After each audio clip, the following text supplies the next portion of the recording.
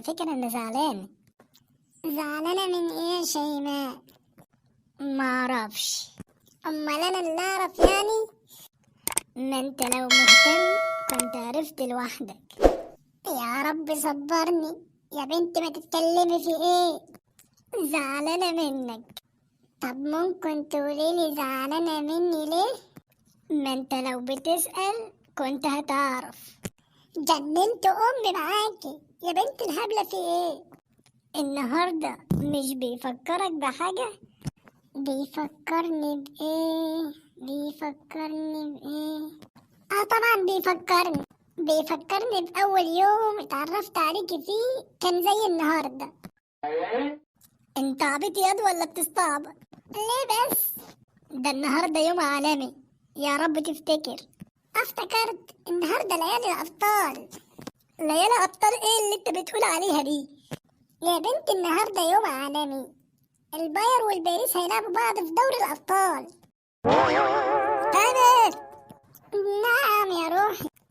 انا عايزة اروح، يلا تعالى روحني. اهدي بس يا ماما. لا، تعالى روحني يلا بدل ما اصوت والم عليك الناس. طب خلاص اهدي طيب. ازاي يعني يا تامر مش فاكر يوم مهم زي ده؟ طب فكريني يا حبيبتي، طيب انا مش فاكر. النهارده الفالنتاين يا تامر، الفالنتاين. اخ، تصدقي كنت فاكرة اقولك امبارح كل سنة وانتي طيبة بمناسبة الفالنتاين، بس نسيت. نسيت؟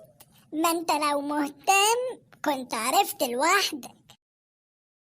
طب غمض عينيكي، جايبلك هدية هتعجبك قوي. بجد؟ اه طبعا، غمض عينيكي يلا.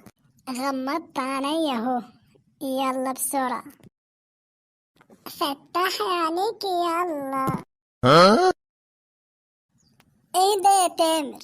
دي حقنة يا روحي. اله اديك حقنة في زورك يا بعيد.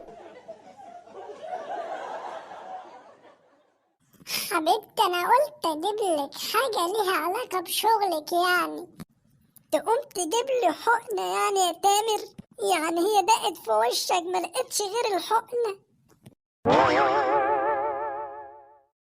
يعني انا لما بجيبش هدية مش عاجب، ولما اجيب هدية برضو مش عاجب.